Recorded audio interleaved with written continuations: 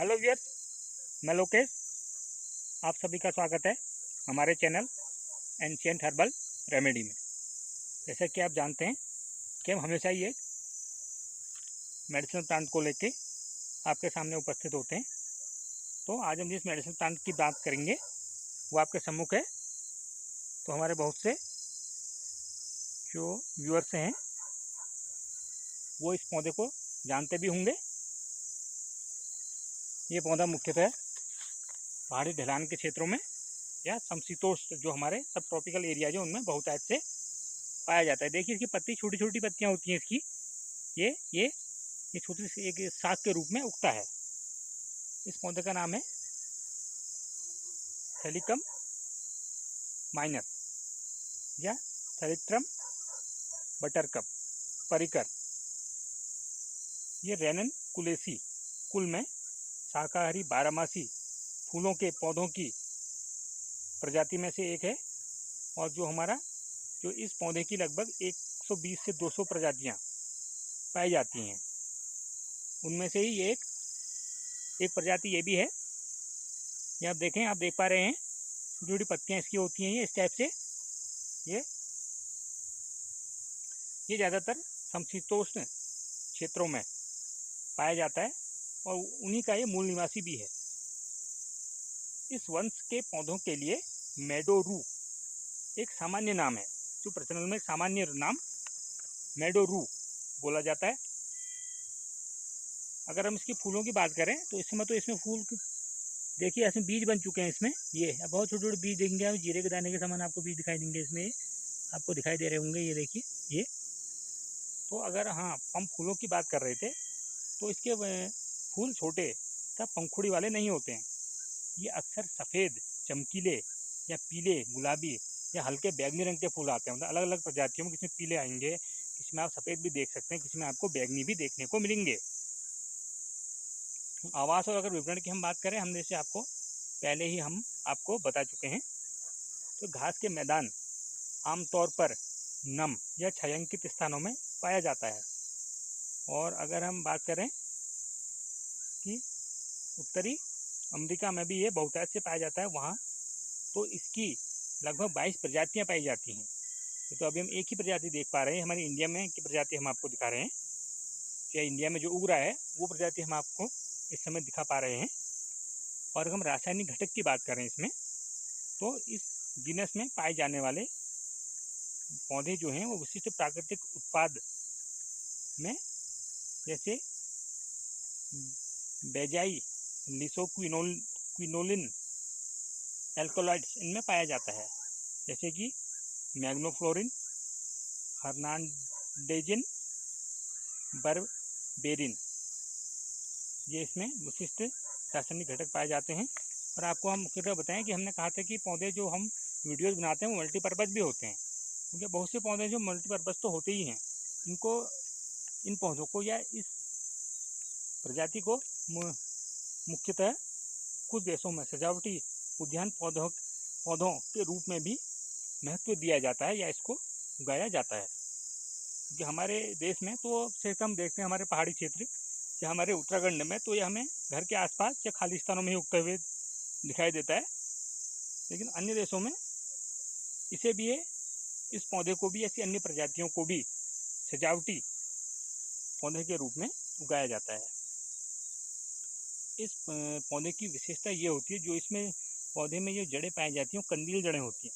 अभी संयोग बनेगा तो हम आपको दिखाएंगे जब ये पौधा परिपक्व हो जाएगा। क्योंकि कंदील जड़ों से ही फिर ये दूसरे अगले साल, मतलब जैसे 1 वर्ष बीत जाने के बाद इसकी जैसे आयु पूरी हो जाती है तने की, तो उसकी जड़ से भी दूसरे साल फिर पुनः नया पौधा इसमें से बनता है। तो उसमें कंदील जड़ें पाई जाती हैं जिनमें एकोनाइट नामक औषधि प्राप्त होती है। देखिए इसकी विशेषता यह है कि इसमें एकोनाइट औषधि हमें इस पौधे से प्राप्त होती है। ये देखिए ये इस टाइप से पौधा होता है। पत्तियाँ इसकी ऐसी होती है, संयुक्त पत्ती होती है इसमें। आप देखें एक पत्ती में इसमें 10-12 इसमें छोटे पत्तियों से मिली हुई एक पत्ती बनी हुई, और एक बड़ी एक संयुक्त पत्ती उसमें एक ही पत्ती में लगभग। छोटी पत्तियों की बात करें तो पत्तियाँ 3 दिख रही हैं, बड़ी पत्तियाँ, छोटी पत्तियाँ 3, 4, 5। तो 45 छोटी पत्तियों से बनके इसमें एक बड़ी पत्ती बनी हुई है, देखिए आप देख भी सकते हैं। तो इसकी विशेषता तो हमने आपको बताई। अगर रोगोपचार की हम इससे बात करें तो इससे गठिया, हमारे पुरातन काल से ही इससे गठिया की दवा, बुखार की दवा और जैसे तंत्रिका शामक के रूप में भी इसकी जो दवाएं बनाई जाती हैं वो प्रयोग में लाई जाती हैं। और अगर इसको पीलिया की समस्या है तो उसमें भी ये लाभकारी है। और जैसे अन्य जो इसकी जातियां हैं इस पौधे की, उससे खांसी, दमा, यहाँ तक कि सर्प विष की औषधि भी बनाई जाती है। और कीटनाशी बनाने में भी इस पौधे का प्रयोग किया जाता है। और शोभाकारी पौधे के रूप में तो प्रयोग होता ही है।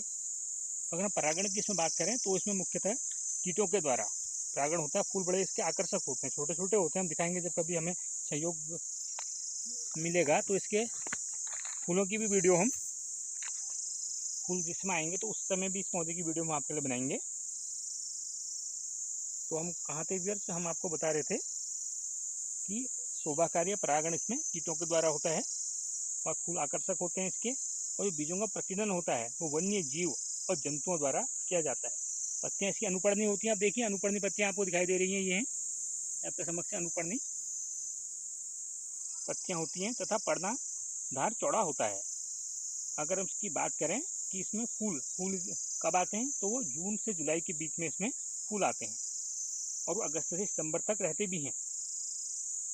और जैसे हृदय संबंधी रोग हैं उनमें भी इसका प्रयोग किया जाता है। और कुछ हमारे जैसे स्किन डिजीज हैं, त्वचा संबंधी रोग, उनमें भी इस पौधे का प्रयोग किया जाता है। तो वैसे कुछ पौधे ऐसे भी हैं, इस पौधे की हम बात नहीं कर रहे हैं। देखिए हमने दिखाया था आपको छोटे छोटे से बीज लगे, देखिए ये इसमें बीज लगे हुए आपको दिखते हैं, आप देख पा रहे होंगे जीरे के दाने के समान। ये देखिए बीज इसमें तैयार हो चुके हैं। ये अब कोई चिड़िया है या कोई जंतु इसको खाएगा तो इसके बीजों का प्रकीर्णन होगा तो इस पौधे की संतति आगे को विकास करेगी। ये तो इस पौधे का बारे में आज हमने आपको जानकारी दी, तो आपको अच्छी भी लग रही होगी। ये देखिए हमने आपको बताया कि पर्णों में इसकी पत्तियां जो होती हैं, हमने कहा था पर्णफलक चौड़ा होता है। ये देखिए पर्णफलक चौड़ा है इसका, पत्तियां अनुपर्णी हैं इसकी। ये देखिए छोटा छोटा बड़ा आकर्षक ये पौधा लगता है।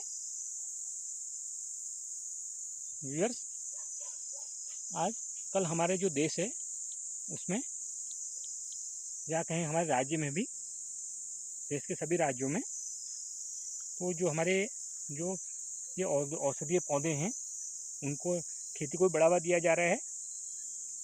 या अन्य जो है लघु उद्योग हैं, कुटीर उद्योग हैं, उनके लिए भी ऋण दिए जाने की व्यवस्था है। तो ऋण उसके लिए आवंटित किए जा रहे हैं। तो उनमें ये रहता है कि सरकार की ओर से बहुत अच्छी खासी सब्सिडी भी दी जाती है। तो अगर हम इन पौधों का व्यावसायिक खेती करें, जहाँ हम पौधों की खेती हो गई या फूलों की खेती करें जो फ्लावरिंग प्लांट्स हैं, या हम केवल साग सब्जी उगाने के लिए भी अगर हम पॉली हाउस का प्रयोग करें तो उसमें भी सरकार की ओर से बहुत अच्छी सब्सिडी, रियायत, और उसमें जो हमारे शासन से संबंधित या विभाग से संबंधित कर्मचारी जो हैं वो भी बहुत अच्छा सहयोग कर रहे हैं और उनके द्वारा सहयोग दिया जा रहा है। तो अगर हम इन विकल्पों को अपनाएं तो उससे हमारे राज्य से पलायन तो रुकेगा ही, साथ में हमारे राज्य की आर्थिक स्थिति में भी सुधार होगा। या जो भी हमारे भाई बहनें अपनाएंगे तो सरकार के द्वारा दिए लघु और कुटीर उद्योग के लिए जो योजनाएं चलाई जा रही हैं या जो ऋण देने का प्रावधान किया गया है उसमें, तो उनसे उन सभी की आर्थिक स्थिति को भी संबल मिलेगा तथा आय के स्रोत भी बढ़ेंगे। और रोजगार की ओर भी वो एक अच्छी पहल होगी, जिससे शायद हमारे राज्य को आत्मनिर्भर बनने में भी या कुछ हद तक हम कहें कि आत्मनिर्भर बनने में भी वो एक सार्थक प्रयास होगा। तो आप उन योजनाओं का भी लाभ लें, संबंधित विभाग और विभाग में जो हमारे कर्मचारी हैं उनसे भी आप इन योजनाओं के बारे में जानकारी लें और सरकार द्वारा चलाई जा रही योजनाओं का भी आप पूर्ण लाभ उठाएं। हम तो यही चाहते हैं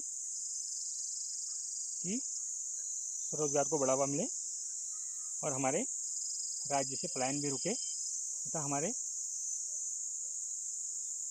आर्थिकी को भी, जो हमारे राज्य की आर्थिकी है उसको सबल मिले और वो भी बलवती हो। तो यार ये देखिए हमने आपको ये पूरा प्लांट आप एक बार और देख लें, इस टाइप से ये होता है। और हमने आपको बताया नम जगह में, अब देखें नम जगह में या छाया के जो क्षेत्र हैं उनमें ये बहुत टाइप से उगता है। तो व्यूअर्स हमारे साथ हमारी वीडियो के साथ बने रहने के लिए तथा हमारे चैनल से जुड़े रहने के लिए आपका धन्यवाद। फिर मिलेंगे।